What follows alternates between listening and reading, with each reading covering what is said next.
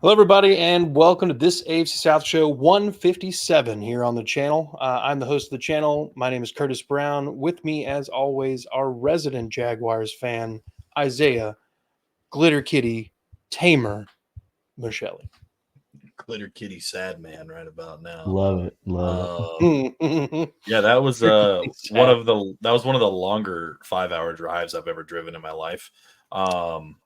Was yeah, it was a night. It was a drive. Go Jags. Third and teal. Still the best channel. Currently, probably we're not the saddest channel, but we're one of the saddest channels. I think 3 channels are equally sad right now. Well, there's a little bit of hope for the Colts and the Jags. The Titans. But yeah, no, go Jags. Third and teal. Subscribe, like, do the things. You can also find me over on That Real Texas Team podcast. Go like, subscribe over there. We're down here at the bottom.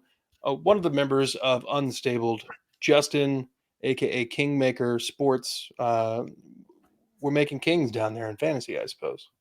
Hey, trying to. If they take my advice, like starting Saquon Barkley week 1, you would have done pretty well.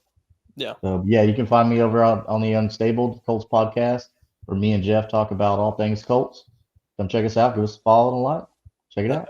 Do you have anything that you would like to go ahead and plug? No, you can find me at Kingmaker_DFF at all the socials, YouTube, Twitter, or X, or I don't know, whatever it is now. You can find me everywhere. Instagram will have weekly fantasy rankings to help you win your matchups. So go check that out. Oh yeah. Once again, our Titans fans could not make it this evening, be that purposeful or accidental. Maybe their preseason hopes of playoffdom are a little too dashed already. Maybe they're a little scared to show some face. I don't know, not a doctor, but you can check it out and figure out for yourself over on Titans Takeaways, our Titans channel affiliated with the CPN network. They're good people. They're just very sad right now, as Isaiah had mentioned. Very sad, very sad. So before we get into the games, let's talk about maybe who left the game early, who got hurt, who are our teams going to be missing going forward. Isaiah? So Tank Bigsby went out. He ended up coming back. Andre Cisco also went out, came back. Anton Harrison faked an injury. Trying to think if anybody went out. The one that didn't go out during the game, but Evan Ingram went down with a hamstring in pregame warmup. So that definitely did not help us against the Browns. Probably one of our, if not the biggest, one of the biggest receiving threats we have. That definitely did not help. He's done very well since coming to Jacksonville. Yeah, very well. I mean, he turned it around for sure. Last year he had the highest catch percentage based on targets. I mean, he had a really good year. Yeah, I mean, it's just one of those things where unfortunately things happen. I think Britton Strange played well in his stead, but yeah, he did. Darnell Savage was out this game. Tyson Campbell is now on the IR after pulling his hamstring in week 1. Mason Smith was a healthy scratch. There's a little bit of some controversy on that one, but I'll talk about that later when we talk about the game. Jordan Jefferson was a healthy scratch. Yeah, but a couple guys that were healthy scratches that probably shouldn't have been, but again, I'll get into that later. Okay. Justin. Yeah, man. We have a few, just 3 really just to mention. Of course, the biggest one for us, DeForest Buckner. He hurt his ankle, and the coach came out and said that he's going to be a long shot to play for week 3. So he's definitely going to be missed. He's definitely the anchor on that defensive line. And our newbie, Latu, my rookie of the year pick on the defensive side, he got a little hip injury. No timetable yet, how serious that is, anything. We'll be monitoring that, checking that out. And of course, Josh Downs still out. He was severely missed week 1 and week 2. Definitely can't wait to get him back. But really, all in all, just those three are the big ones. Nothing.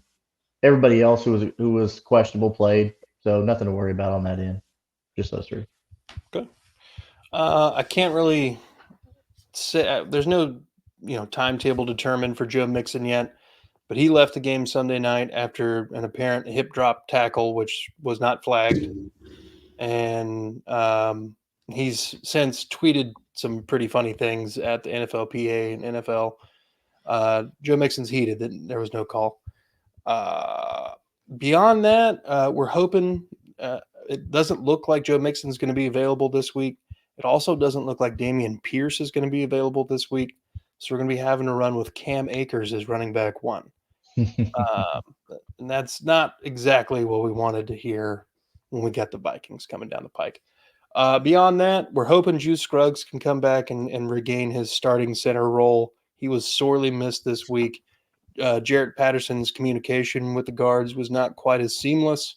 There was quite a few run blocking snafus that could have been avoided if Juice Scruggs was healthy, but it just kind of seems like Juice can't stay on the field. I don't know what his deal is, but it was a problem last year. It's a problem now. Hopefully he can get that right. But beyond that, I don't think there was anything crazy. Nobody broke a leg or anything for the Texans, so we should be all right. It doesn't sound like there's going to be anything long-term for Joe Mixon. So let's go ahead and get into this Titans game. The Jets traveled to Tennessee and put a 24-17 win on the ledger. The Titans and the Jets almost at times looked like they really didn't know if they were going to be able to win the game. How some teams are confident on the field and it's they're in the groove right now. There was no groove for either team. The defenses of these two teams showed up and was able to do some pretty damn good things for long stretches during this game. Not one touchdown that was scored by the Jets was by a receiver. Yeah. All of the touchdowns came from a running back, Breece Hall and Braylon Allen. So it seems as though, at least on the early returns, the secondary investment for the Titans has been at least, amicable solutions.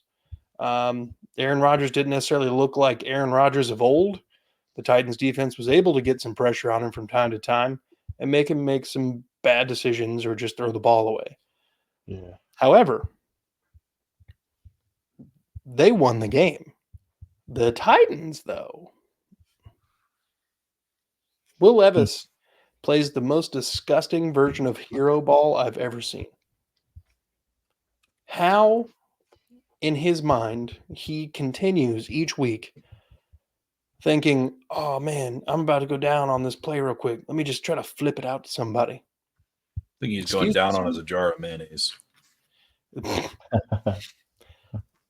I don't understand how that, after the week one pick six, how Brian Callahan was not like, if you do that again, I'm breaking both your legs.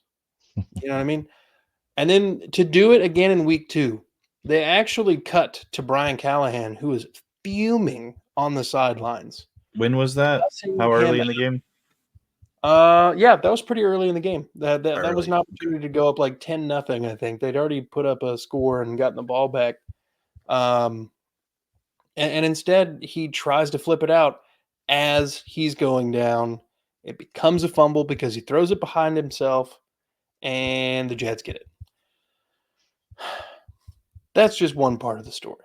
The other part is the entire right side of the Titans offensive line allowed a total, no bullshit, of 20 pressures. That's it? 13 of which came from just the right tackle, Nicholas Petit-Frere. What the goat, bro. Trying to break the sack record in that game. This is looking good. J.C. Latham, Peter Skoronski, and Lloyd Cushenberry combined for 3 pressures allowed and 1 hit. The Jets had 11 different players register a pressure. They had 4 different players with 4+ pressures throughout the game. The Jets even lost somebody due to injury. They had an Achilles tear during the game. Jermaine Johnson, former first-round pick.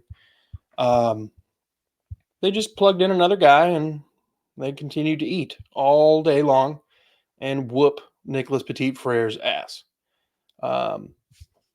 So between the Levis hero ball and the offensive line on the right side forgetting that they're playing football, I don't know how this Titans team is going to put anything together to win a game.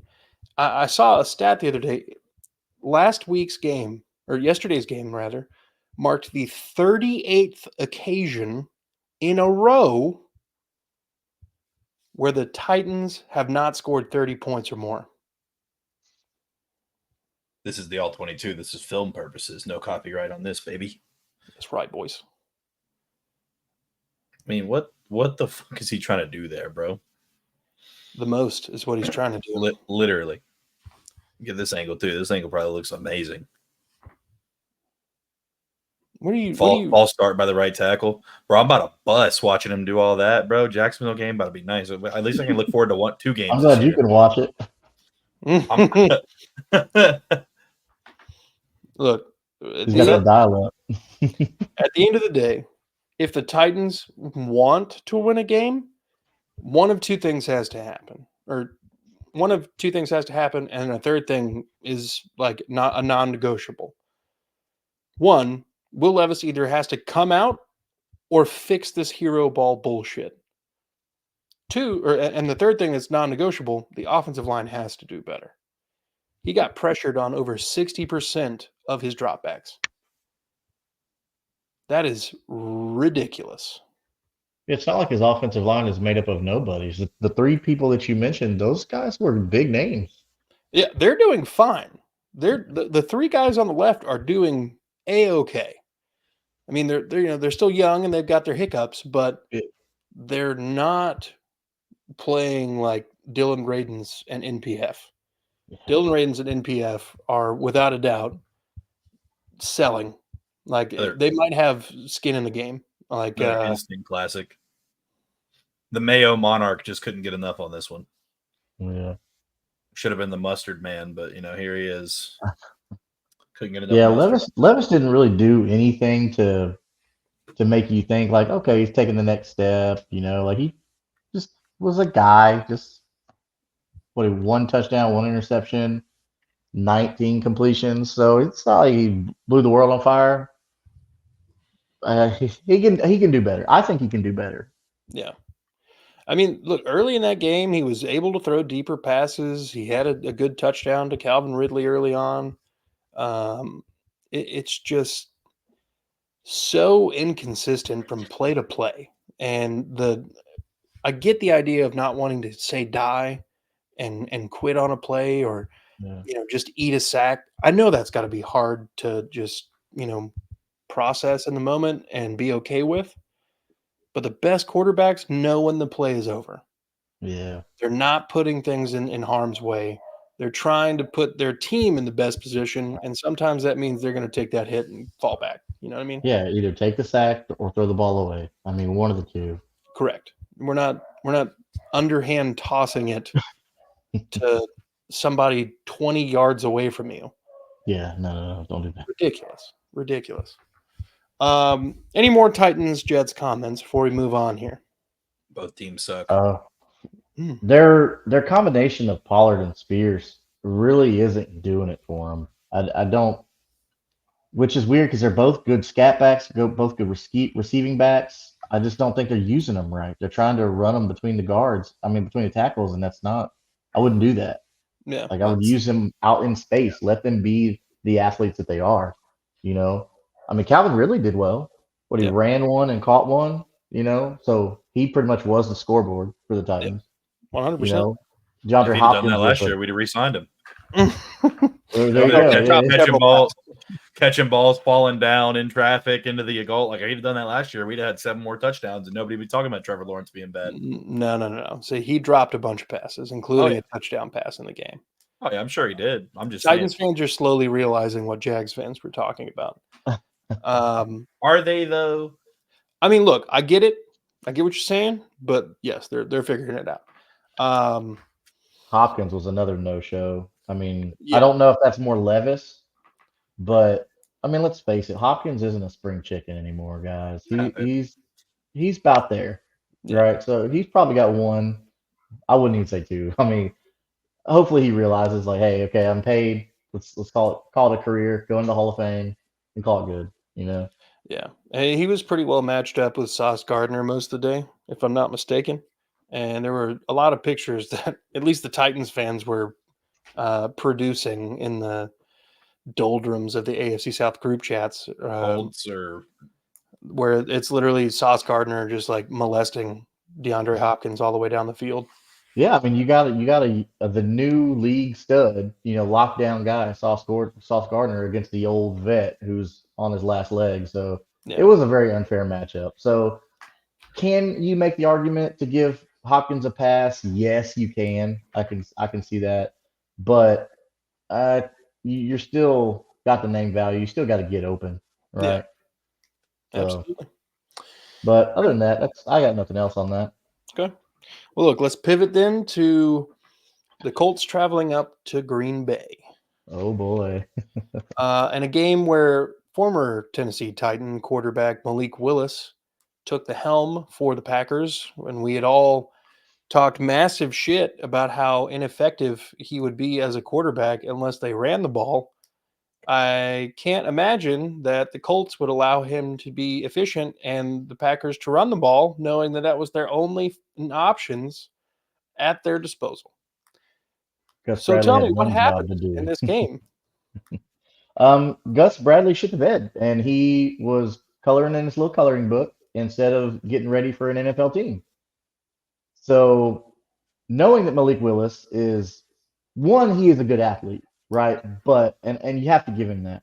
Yep. But he's not a great passer. So don't give him the respect of, hey, let's cover deep. Why? Yes, the Packers have, I think, one of the best wide receiver cores in the league. I don't think anybody can argue against them being top five. But at the end of the day, receivers can't throw themselves the ball. Let's be real about it. Okay. Yep. So if all you have to do is stop the run, because Josh Jacobs is Josh Jacobs, he's still pretty darn good, right? Let's give that man his respect. So you have to give him that respect on the defense. Yep. And then Malik Willis not being able to throw the ball deep accurately, right? He got a lucky one, but cover shallow. Don't play so deep. Make sure you're covering the short routes. And they did not do that. They did the opposite of that. They just let everything go underneath everything. And when everybody was covered, Malik Willis took off and was the athlete that we all know he was. And you can't do that. I mean, and no adjustments were made, just like week one against the Texans, letting Joe Mixon just run everywhere. They just let Josh Jacobs just run everywhere. There was no answer. No answer at all. Before you keep going, let me hit you with the score predictions that we had. Oh, yeah. Okay, so Jeff's score prediction here: 34-17 Indianapolis. Isaiah's score prediction: 24-21 Green Bay. I had 21-17 Indianapolis. Jeff was actually predicting that the Colts defense would allow Malik Willis to look not just serviceable, but like a convincing starting quarterback. I don't think that was accomplished, but he did look mildly efficient. He looked very serviceable, didn't he? Yeah.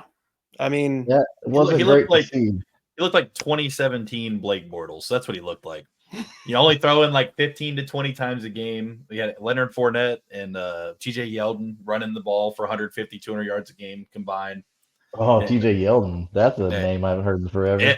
I'm my bad. I also forgot Chris Ivory when we had him Oh, too. We had the three-man the three-man punch there. But, former Jet. That's what it reminded me of, because then Blake Bortles, whenever he was going to throw and everybody was covered, he would just take off down the field.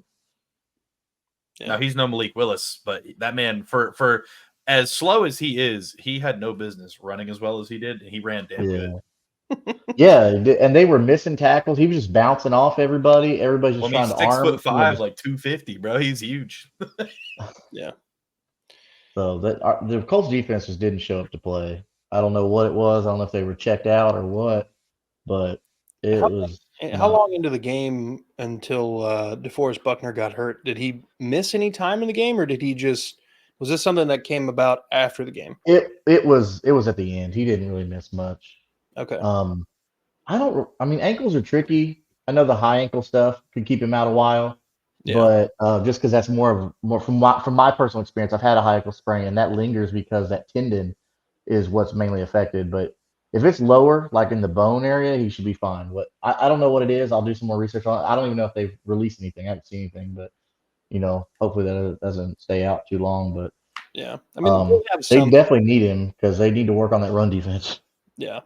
We'll have something to go on probably by Wednesday when we're doing the preview, but um, Yeah, I think they have to have their designations out by Wednesday, right? yeah, Their first round, I mean. yeah, Yep. it's Wednesday because usually it's like off Monday, come in Tuesday for like walkthroughs, and then Wednesdays kind of like inside. Yeah. So I would assume today they did all the scans, went to the doctor, all that kind of crap. Just did everything Monday, figured out Yeah. on Tuesday. Yeah, if you But haven't yeah, heard anything yet, defense there's didn't a show up. chance he plays. Yeah, I mean it's general rule. You're right. It's when your Yeah, normally if coach it's is coming out serious, saying yeah. saying no timeline or anything like that. It's like, Hmm. Yeah. like they came out the next morning about Tua and it's like, yeah, there's no timeline on that. Not good. Yeah. Yeah. Tua's just lucky you didn't get coloring books for Christmas every year for the rest of his life. That's Just true. might. That's true. That poor kid's brain's turning into jello quickly. Yeah. But there were some shining spots on the offensive side of the ball for the Colts. So I mean, JT did pretty well. I mean, he got to pretty much do whatever. The only problem is they didn't let him keep doing whatever he wanted. They kept changing and doing other things. And again, just like in week one, Richardson he didn't look very accurate, but he was able to make plays on his own whenever the play broke down. Just Yeah. being that athlete, that we expect him to be. But it was very clear to me watching him that okay, he needs a little more time. We're thinking like, oh, maybe 3 or 4 games. Like, no, he's missing some pretty open passes. I mean, well, a couple of them aren't his fault. There were some drops. Like AD Mitchell had one like right there in his chest that he dropped. It was you don't miss that as a pro. Um, but yeah, so Richardson's gonna have some growing pains. As a Colts fan, that's not what I want to hear and what I want to say, but that's just the facts. Um, Matt Gay missing an important 50-yarder. That wasn't great. Um, just there's a lot of underneath stuff that Richardson can complete easily that we weren't able to do because no Josh Downs. Yeah. Blanket just isn't there, and they're not using the tight ends like other than like a couple targets, and I don't understand that because if you have an issue with your quarterback being accurate, give him some confidence throws, some crossing routes, some slant routes with your tight ends, give them that confidence. They're not doing that, and I don't understand that.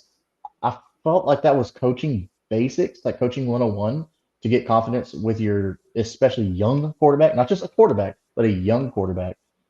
Um, yeah, I mean they just gotta figure that stuff out. Alec Pierce did pretty well. I mean he was everyone that he was thrown to, he caught, was getting open. So Alec Pierce is actually doing better than I thought he was going to do with AD Mitchell being his direct competition. So Mitchell's going to need to stop dropping passes if he wants to keep his position in the depth chart. Yeah. I was going to say that it looked like Alec Pierce is kind of the wide receiver that's kind of found his groove the first 2 weeks. Yeah. So that's definitely not what I had on my bingo card. I was, obviously Mm-mm. Michael Pittman Jr. was the guy who he's like, feed this guy the ball, and then Yeah. long, your deep shots with Josh Downs and AD Mitchell, and then Alec Now, Pierce to spell somebody. But am I crazy to say this out loud that did Gardner Minshew really do better than Anthony Richardson's doing right now? yes, you're I not mean, crazy for saying it. it sounds crazy because you're like, oh, A Rich, first overall pick, like our first round pick, like. But Gardner, man, Gardner did pretty damn good last year. And he beat the Ravens yesterday So while someone, only completing 8 passes yeah, on yeah, 38 attempts. I mean, you got to remember though too. Gardner played in college for 5 years. He's been in the NFL for what, 6 years now? I feel like 5 it's years. yeah. He does have a lot of more He's got a experience lot than of, and then Richardson. I think the Raiders O line is better right now with the protection. So there's been a couple times these past 2 weeks with Anthony Richardson, man, where I'm scared for him, like get people getting back there quick. But I mean, he's also got Devontae Adams. I mean, the Colts have great receivers, but like Gardner Minshew threw one 3 yards out of bounds, and somehow, Devontae Adams scraped less than one blade of grass Doesn't with that both blow your toes. mind? I mean, he went completely lateral to catch that Oh ball. yeah, That's he looked that like just Michael shows Jackson out there, Devontae bro. Adams is playing on it. Just his talent is unearthly. It's ridiculous. Mm-hmm. Yeah. All right. Do we have any more comments? Colts and Packers.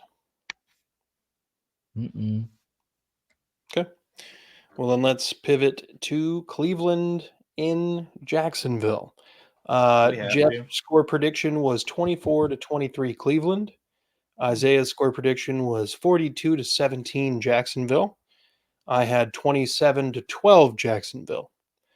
Wait. 42-17 Jacksonville. I thought we were gonna have a bounce back game. We did not. Not that needed to be said. Yeah. Well, Okay. look. Now, yeah. This being said, I would like to bring something to the record here. Because again, this is the All-22. This is film. I can play this. There's no copywriting because this is for educational purposes. Let me get this pulled up here. Where'd it go? Where's the? I'm gonna need you to show me how to do this after the pod. By the way, literally, you just have to have NFL Plus and use NFL Pro. It's like $80. It's like $80 a year for NFL Plus for the year. I thought this was like some sort of witchcraft. No, there's no voodoo. There's no witchcraft. I'm not stealing anything. This is like actually, yeah. Okay. Where? Wow. Anyways, yeah, no, I mean, this game did not go the way I wanted it to, obviously. I think part of that is I don't think we're ever going to know really who's calling plays for Jacksonville. I don't think it really matters at this point. I think that, the obvious scapegoat is Press Taylor, but I think Doug Peterson just sucks and can't get out of his own way. If we do stuff like this more than once in a game, maybe we score more points because we can see what people are capable of. I mean, we got Brian Thomas Jr. going downfield. He's 6'3", 210 pounds, and runs a 4.3. And I just want to point something out here. Cam Robinson was abused all night long. This is our tight end, Luke Farrell. Absolutely manhandles Myles Garrett. Manhandles him. Gives Trevor time. So why do we have a turnstile of Cam Robinson at left tackle? I don't know. But it was a bad game all around. Offensive line did not give Trevor enough time to throw.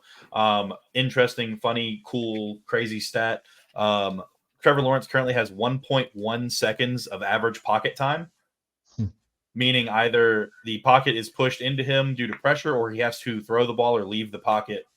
1.1 seconds. That is by far the lowest in the league. That is half of what he had last year, and we thought we upgraded the offensive line, but we're seeing that Cam Robinson still sucks.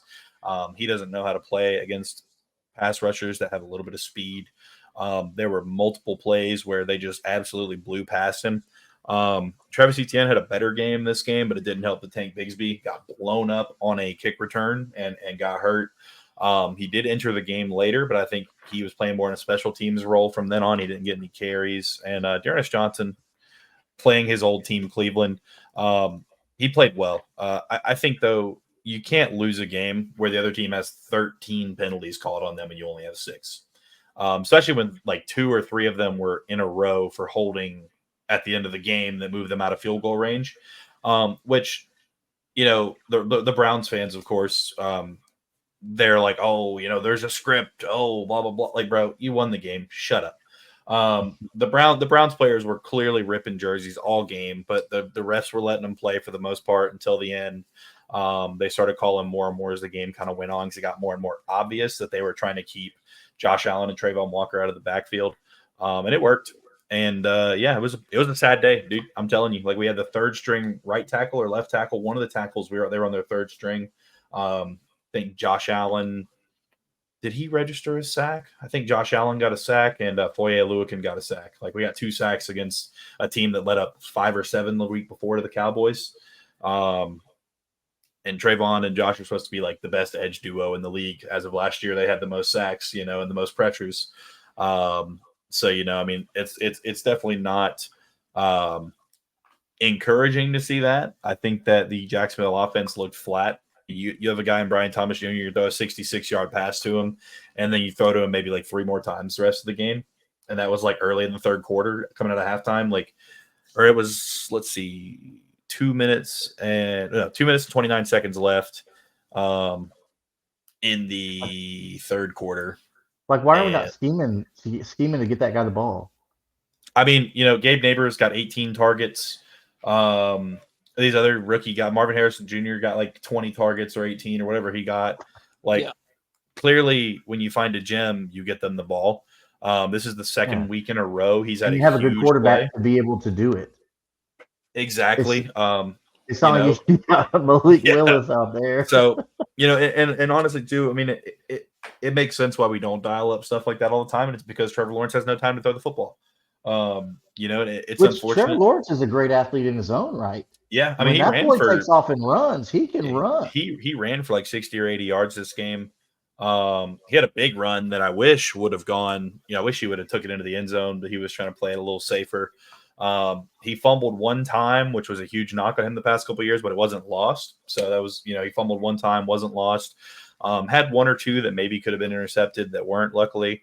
But yeah, it was a rough game for us, man. Defense came out and looked flat, and then they bucked up, and our offense just couldn't do anything to help out. Trevor Lawrence said, "We suck right now." Never heard him talk like that before. He's clearly angry. He got in Doug Peterson's face, and they yelled back and forth at one point late in the game.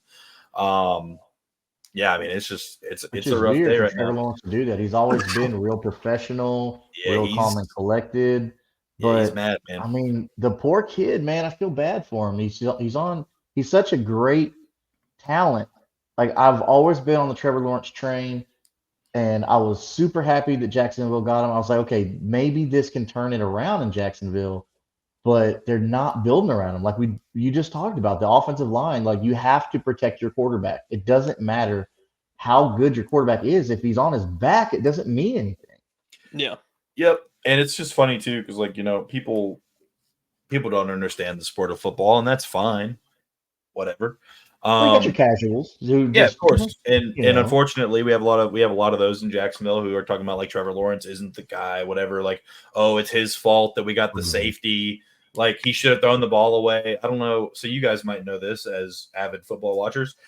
If you're in the end zone and you throw the ball away and you get an intentional grounding, is that still a safety? I think it is. In the end zone, you throw the ball away. Yeah, it's intentional grounding. Yeah. That's a safety. Yeah. So even if he throws the ball away, none of the receivers are open. Even if he just like tosses it, gets it out of his hand, something, it's intentional grounding. They call it for any reason, which technically, even if the player's in the vicinity, they can still call it an intentional grounding, get away with it because they're the refs and they're not going to get fined for it or anything.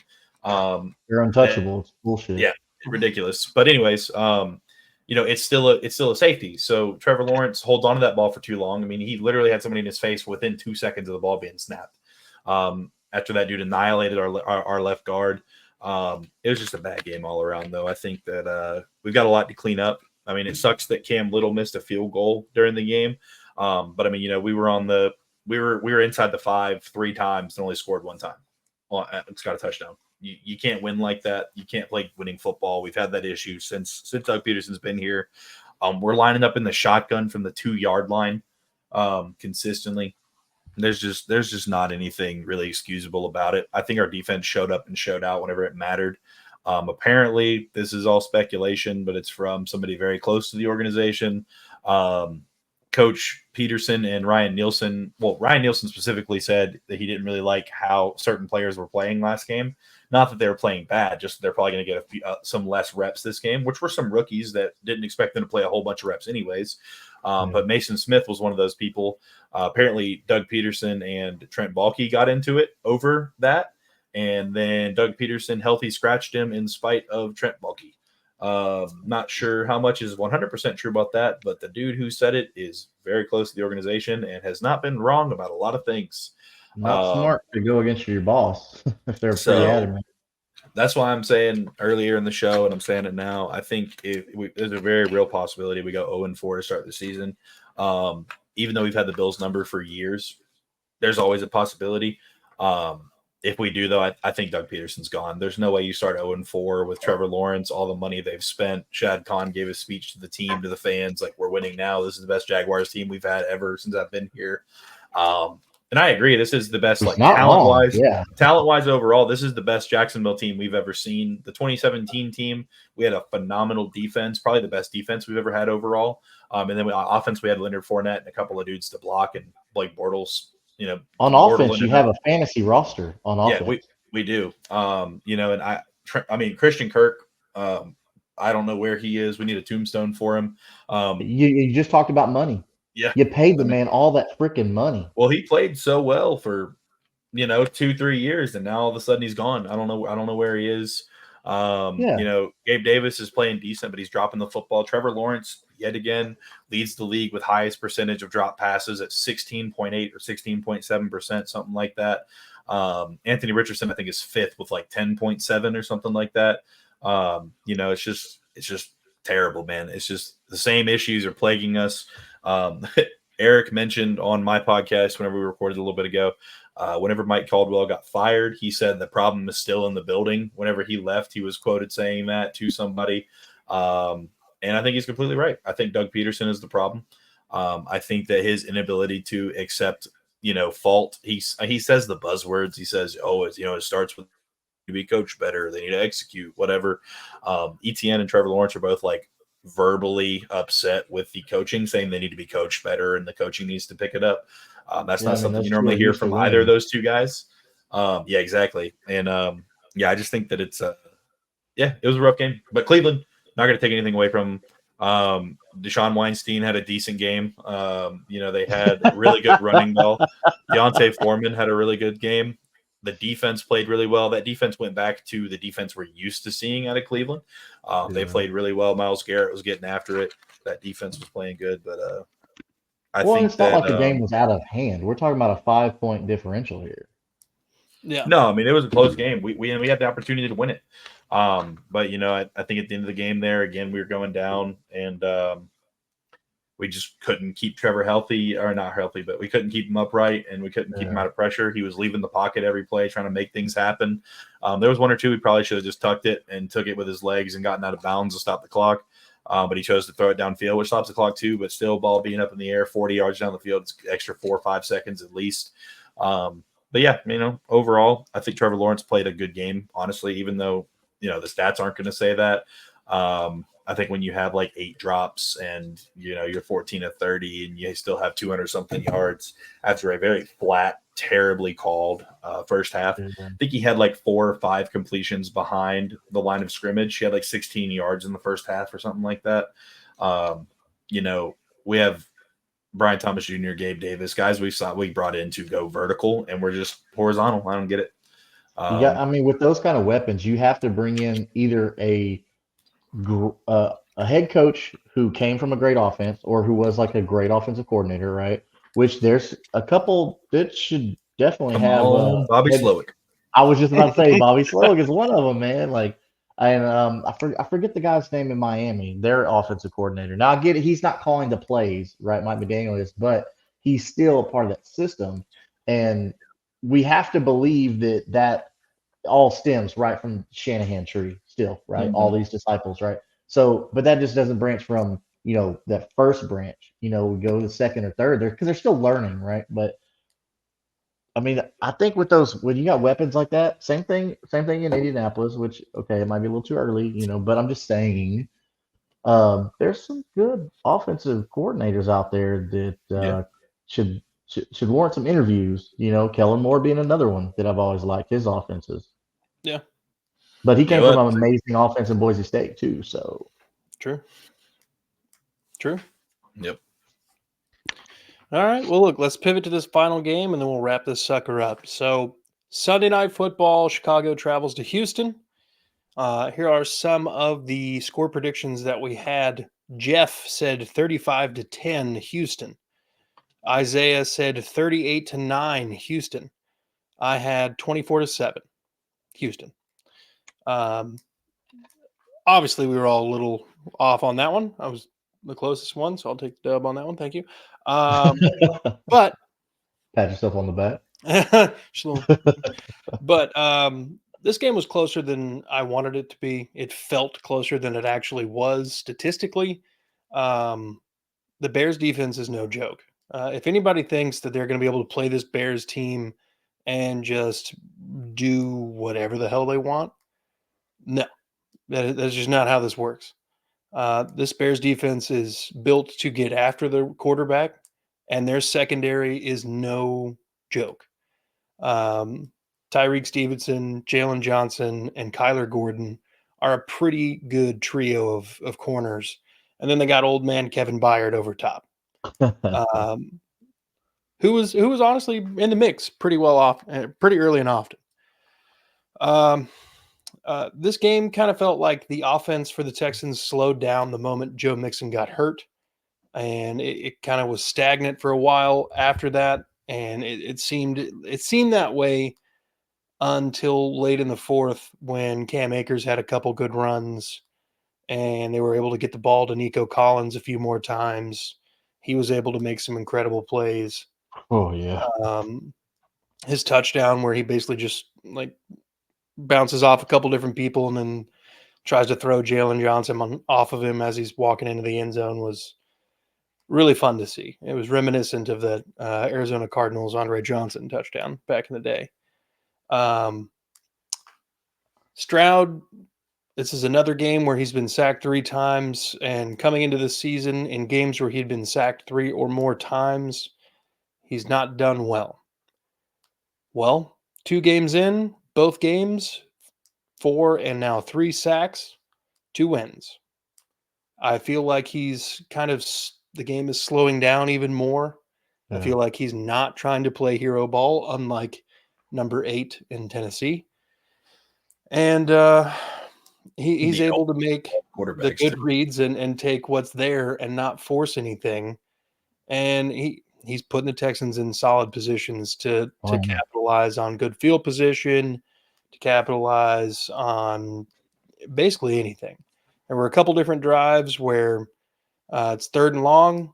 He goes looking for Nico Collins, and their connection has been electric. There's the pass he caught this week, Nico, where he like nestled it against his shoulder as he's going out. Oh yeah. And like just barely grazed a couple blades of grass there with the back foot. Incredible. Someone who's been just absolutely absent from the stat sheet as of late, other than manufactured touches, is Tank Dell. Tank Dell had some really horrid drops.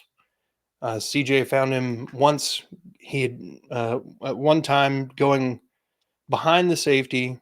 There's literally no one else there behind him. It's just green grass in an end zone, probably about 50 yards away. CJ is running out of the pocket, puts just enough touch on it, and it hits Tank Dell square in the hands, and it just doinks off. You swear it would almost made the crossbar noise. It was rough.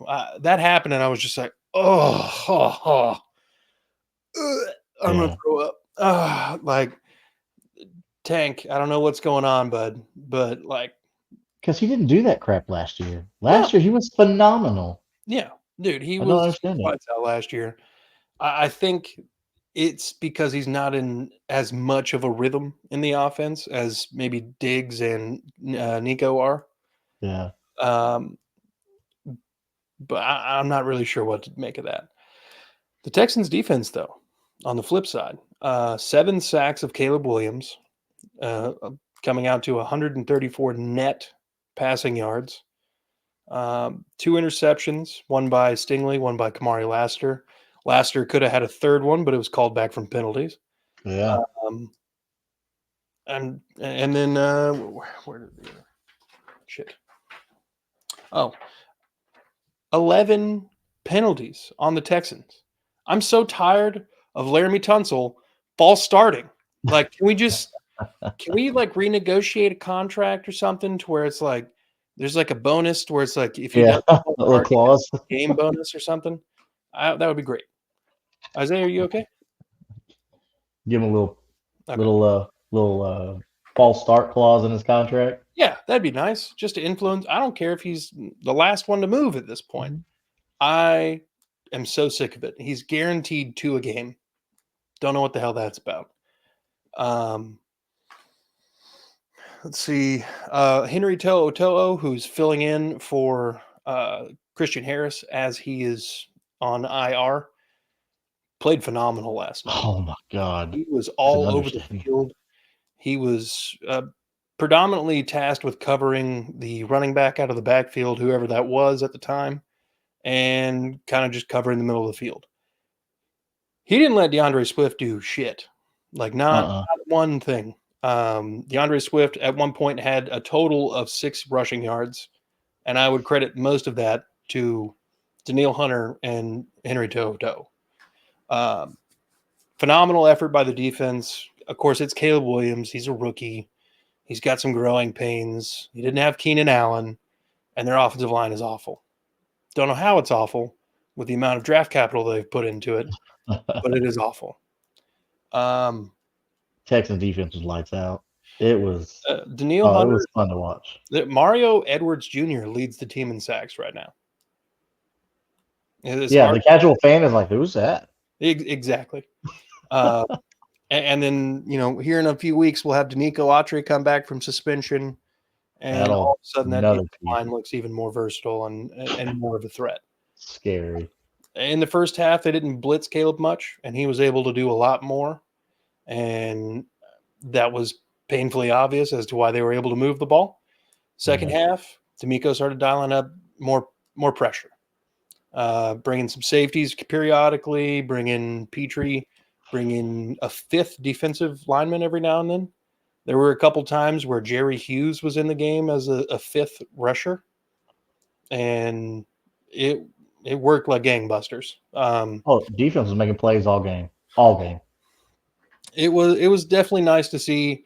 It was almost reminiscent of like the early Gary Kubiak years, where Wade Phillips is out there just manning that defense up, and J.J. Watt and company are just killing people. But you can win a lot of games if you can keep the other team scoring a lot of points. Yeah, it helps. Definitely helps. I mean, we saw in this one, Texans only scored 19 points, but if you're only holding, the Bears, like you said, had a lot of weapons on offense to only 13 points. Man, that's looking pretty good for Houston fans. Yeah. But I mean, beyond that, Kaimi Fairbairn, who set an NFL record for 50-plus yard field goals consecutively made to start a season. He's the first player in NFL history to have 6 of his 7 field goal attempts be 50 yards or more, and to drain all of them. Dude is lights out right now. I don't know what they're putting in his food. I can't even pronounce his whole real first name. It's actually like 37 letters long. I don't know how to pronounce it. So Kaimi is shorter? Is the shortened version? Yes, Kaimi is it's like 6 letters if you count the apostrophe. It's characters, I guess. But it is a ridiculously long name. Well, he accounted for 13 of the 19 points the Texans scored. Yeah. I mean, they wouldn't have won without Kaimi Fairbairn. He was extremely, extremely necessary last night. And he's not the shortest field goal he kicked last night was 47 yards. and a chip shot. Yeah, he made a 59-yard field goal to end the first half. And there was probably a good 6 or 7 yards left of room in the uprights that he could have. That was impressive, wasn't it? Yeah. He's got a hammer down there. I'm willing to bet that he could pull up at any UCLA party, his alma mater, and he could probably just take your bitch. That's just probably what's just going to happen. Drink all your Natty Light and take your girl. Yeah, that's just what Kaimi Fairbairn's going to do at this point. They're going to pay him. They will. He's already on his 2nd contract extension. He's the last remaining piece from Bill O'Brien. If that says anything. But so you're saying he was the only good thing Bill O'Brien ever did? Yeah, probably. I think I'll say that. I won't hold. It's not like Osweiler or Brian Hoyer or Ryan. Osweiler was a debacle.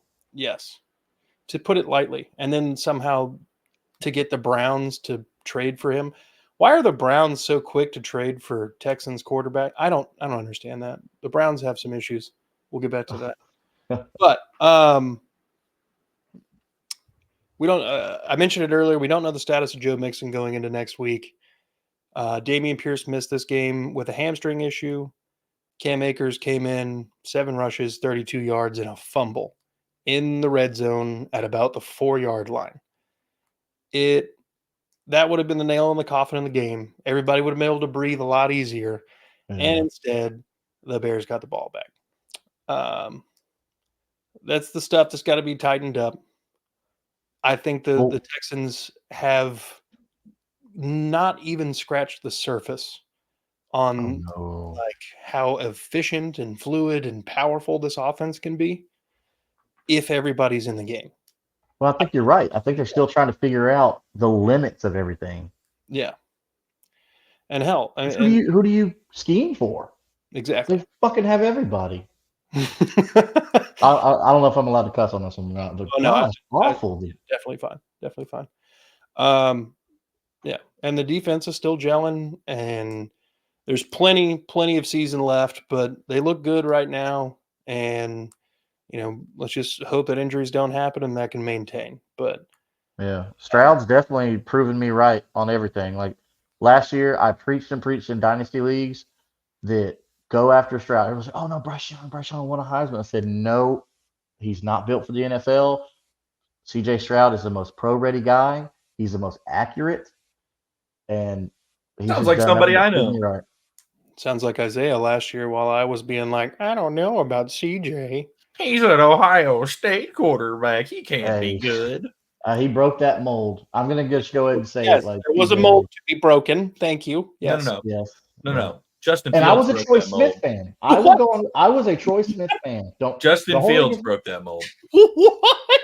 Fields hasn't really broken it yet. Let's just let the record show. Everybody thought, oh, they get all the weapons and they bring in Caleb Williams. He's way better. He's trash.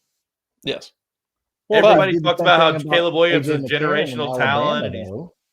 But no, I'm just saying, like, when you got Heisman running backs every year, you don't have to throw the ball 20, 30 times a game. Justin Fields is going to be a good quarterback when it's all said and done.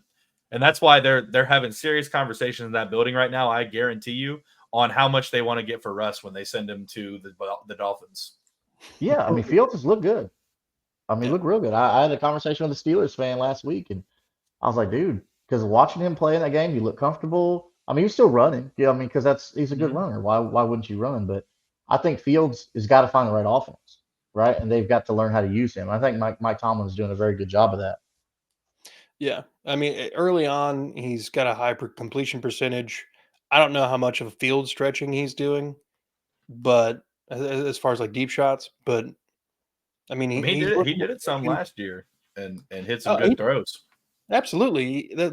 That's his thing is like he can occasionally just throw the hell out of a deep ball, but like it's not all the time and it's wildly inconsistent. But when it hits, and he's like in a groove for a little bit. If they can get a bottom 15 finish and get a top 15 pick in the draft, I would love to see what they can do adding. I mean, they're not going to get a guy like Luther Burden or Tut McMillan. But if they can get like one of those top 5 receivers next year, oh my gosh, and get Fields some weapons. Because I like George Pickens. Like I stole him everywhere in dynasty drafts because he was coming off that injury coming from Georgia. So everybody was real low on him. And I was getting in the second rounds of rookie drafts all day. Yeah. And so I believe in George Pickens. And I won't pat myself on the back again, but I will. I was right. Right? George Pickens was good or is good. But I think Fields will be all right with Pittsburgh. And I'm with you. I think they're really considering right now, like, shipping Russ out. They very well might, but I would pump the brakes on that. I have not seen enough consistency out of Fields to make it a worthwhile deal for me. Have you seen the consistency out of Russ in the past 2 years? I mean, he last year was definitely not a return to form for Russell Wilson, but it was a significant step in the right direction from when he had Nathaniel Hackett as the coach. Like that was Yeah, I don't think either one of these guys are the franchise quarterback. yeah, I think the franchise quarterback is probably still in college somewhere. yeah, But I mean, he's serviceable for now. I mean, I think Fields has got the talent, um, or excuse me, the potential. Let me just say the potential. That's probably a better word. Use it. He has the potential to be a couple of years serviceable until you get a guy like maybe Arch Manning comes out, you know. yeah. But yeah, no, I think Fields will be okay. But yeah, Stroud broke the mold, not Fields. I just that's my opinion. But I've always been of Situation. the opinion that Fields' best games are ahead of him when he switches to wide receiver. But I mean, Terrell Pryor did, and it worked out for him. could Fields be the next Taysom Hill? I mean, there was all the Hmm. like teasing going on when the new kickoff rules were announced, and then the Steelers were Yeah. like, "Oh, do we put him on kickoff return or something?" And that dominated the headlines in the offseason for like a week. That was so Maybe if dumb. Russ came out and dominated to be the quarterback, then you'd have that conversation. But Yeah, no, Fields is not. He hasn't lost a job. And he doesn't no, look like he's going to lose a job. no, And that's the way I would look at it if I'm Mike Tomlin. I'm saying like, okay, has Fields lost a job to where Russ can come in? I don't think so. yeah. All right, well, look, let's put a ribbon on this thing. I'm sure you guys are rather be asleep or something. So got another podcast, episode 158 will be coming out Wednesday night. You can check out Justin over on Unstabled. You can also follow him at Kingmaker_DFF. And you can, holler at Jeff, like and subscribe over there if you're a Colts fan. You could also head over to Titans Takeaways. Check out the Titans podcast. Denise, Austin, and Brian holding it down over there. Like, Just subscribe. not over here. Man. Just Yeah, not over there's somewhere. here. That is correct. They're everywhere, but not here. Yeah. And then, Isaiah over here at Third and Teal, he and the boys holding it down. Go over there, hit a like, subscribe, trying to grow all the channels. And then finally, That Real Texas Team podcast and this show, this AFC South show, if we could get likes and subscribes, that'd be huge. Trying to get monetization so I can pay people. I'd like to pay people. You know what I mean? I'm doing it for I'm fun. gonna 100% call out Denise here. But for somebody who talked so much shit in the offseason about how the Titans were going to be great and how terrible the Jags were going to be, I mean, we don't look great, but like at least we don't look as bad as you guys. And you're Yeah. not even going to show up to defend yourself Mm. whenever it comes down to it. All right, Denise. I mean, Yeah. that's all right though. I get to watch the life drain out of her face whenever she gets to see that beat down we're going to give them in person. So that'll be We fun. definitely got to do a collaboration for the Colts Texans week. I mean, Oh, excuse me, the Colts Titans week. yes, that'll be happening as Yeah, well. we typically do it for all That's of gonna them. be fun. Yeah. I mean, I'm the rookie this year, so I get it. Like, but I'm not gonna hold back. And no reason. I mean, you want to bring all the trash talk? Hit me up, Twitter, man. Game day mornings. Send me your lineup questions. I'll help you out. There you go. I'm not afraid to get in there and interact.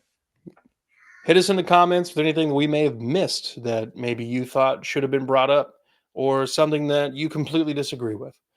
We love engaging with you guys in the comments on not just our long form videos, but also the shorts. We don't care. If you comment, we will like it. We will more than likely respond. Let's do it. 492 subscribers right now. Like to see that number jump up closer to 1,000. Don't know by how much. Just pump the number. Be good people.